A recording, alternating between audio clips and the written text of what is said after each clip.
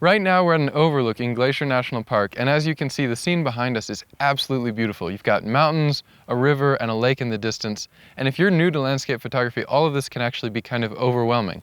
Where do you start? How do you frame an image? Well, that's what we're going to talk about in this section, framing and composition. Now behind me you can see all of these lines and shapes, including a strong V between the two mountain peaks, and that makes for a very compelling element that could be in a composition.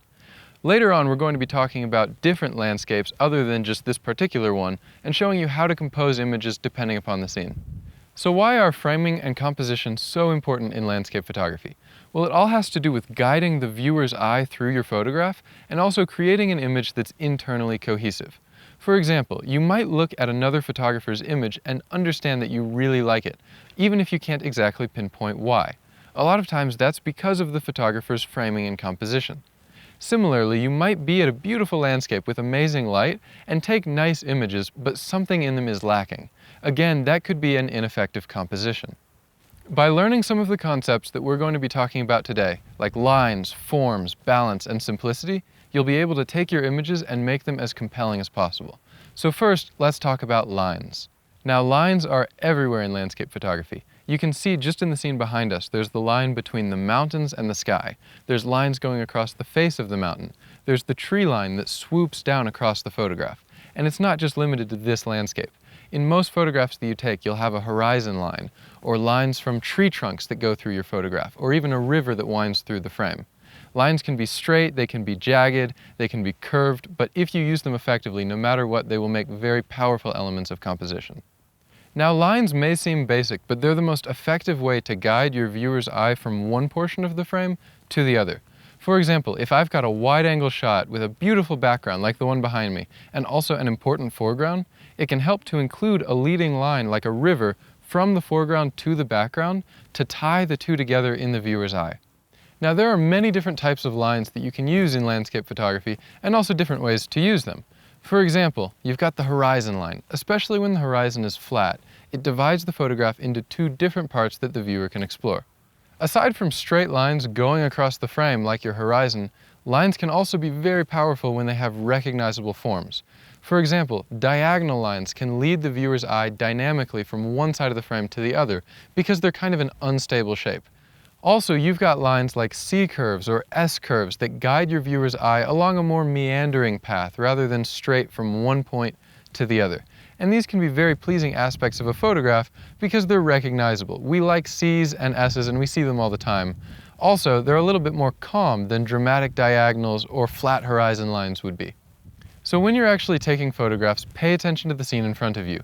If there aren't any obvious lines, consider moving around so that you can add them as an element of composition. Next up are shapes. Whereas lines guide the viewer's eye from one portion of the frame to the other, shapes provide an internal structure to your photograph. Take triangles, for example. They're a very common shape in nature. You'll see them everywhere if you look for them. You've got trees, mountains, valleys, and even if you use a wide-angle lens, the way that the foreground stretches into the background can make a triangular shape. Now, triangles aren't the only shape that you might photograph. There's also circles or semicircles like the moon or a rainbow stretching across the sky. You might also photograph squares or diamonds or stars, although not in most photographs. These things tend to be a little bit more rare, but they do add structure to the way that your image is formed. For example, take a look at this photograph. It's a heart shape, and that's the main element of composition. In fact, if it weren't for the heart shape, this photo wouldn't even be worth taking in the first place.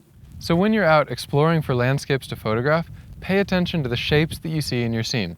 Because shapes are such an effective way to add structure to your composition, they're very important elements of most photographs. In this particular scene, for example, there's tons of triangles and semicircles and squares that can make for very effective compositions. Even in this one location, I have so many ways to frame my photograph just because of the shapes. In a lot of landscapes, you'll also encounter texture. Now, texture is very important because by definition, it's not an empty area of the frame. It attracts interest. At the same time, texture provides a way for light to hit an object and sculpt it in a way that shows shadows. In the scene behind me, for example, there's a lot of texture on the tops of these mountains, as you can see in the rocks. Now, on one hand, this just adds a lot of visual interest. Otherwise, the mountains would be very flat and they wouldn't be quite as interesting. At the same time, all of the deep shadows and highlights of the texture ends up making the mountain appear much more three-dimensional, and all of this adds together to create a much more compelling image. One of the best ways to make a photograph look intentional and deliberate is to photograph patterns. Now, whenever you have one particular shape repeated in several different places within the same photograph, it adds a lot of visual interest. In this scene, for example, you've got two V shapes in different sections of the image, and together that makes the photograph appear much more cohesive, as if I intended to frame it exactly how I did. Whenever I'm out taking landscape pictures, I'm always thinking about patterns and repetition, just because they're so important in a photograph. If you see an image that has a repeated element throughout the frame, you know that the photographer did not create that accidentally. The composition was designed with purpose. Similar to patterns and repetition, another element of composition that you'll find in a lot of landscapes is called relationships. And in this case, you might have two completely dissimilar items that are tied to one another because of some other factor. For example, if I'm taking a picture of a landscape with a bright orange flower in the foreground, and it's at sunset, so the light is being cast bright orange on the mountain in the background, then these two unrelated items, the mountain and the flower, would be tied together just because of their color. Take a look at this photo for an example. In this case, you can see that the top and the bottom of this photograph are tied together, even though they might not appear similar at first glance. But look at the shapes in the clouds and then the rocks along the foreground. As you can see, they're both lines that go a similar distance across the frame. This repetition ties the image together and makes for a much more compelling photo. So now what I want to do is take all of these elements and show you how to use them together to create a single composition. Now obviously the light behind me isn't perfect, but this is more of just a scouting photograph. It's always good to have a composition in mind before the light gets good. So let's see how all of this looks. So in this scene, one of the first things that you'll notice is this V shape between the mountains, and that's a very strong element of composition. On one hand, it's a reverse triangle, so it attracts a lot of attention, and it provides some structure to the photograph. On the other hand, you can also tell that the mountains nearby these front two mountains have a very similar shape. So that repetition actually attracts a lot of attention, and it works really well in a photograph. At the same time, at the bottom of the image, you can see that there's a lake, and that's a nice surprise for people who are looking at the photograph. They might take a minute to see the photograph in its entirety before noticing that there's a lake. If I zoom back out, then you can also see that there's a lot of nice tree lines in the foreground that again can lead the eye up through the frame and around to where the mountains are. It's all about guiding the viewer's eye. At the same time, there's also a lot of texture in this frame, which makes it significantly more interesting and adds a lot of depth. Especially look at the mountain on the right. Now there's a lot of deep shadows in it that adds texture and a three-dimensional feel, and that wouldn't be the same if it were just a flat, empty mountain.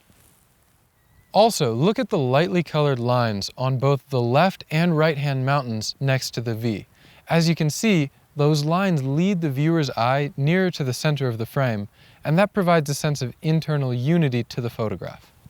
So now let's zoom out and show the rest of this scene. And as you can see, it's a very, very pretty landscape, but the reason that I focused on the right-hand side rather than this part is because of the very pronounced V in the right-hand side. Now here there are some V shapes, but not to the same degree as there were farther over. Also, look at this river down here. As you can see, it's a very interesting element of the frame, but there's a reason that I didn't include it in my final photograph. Now, as compelling as it could be, you can see that this river does not really have a very interesting background behind it. The mountain is not very interesting, and there isn't the same V shape that I got earlier. Now, as it is, the river does guide the viewer's eye, but not towards anything significant. The background just really isn't that compelling in this case. Now, maybe if I were farther down next to the river, I might be able to find a better background and then definitely use that as an element of my composition. As it is though, that V shape is probably the most compelling part of this particular scene.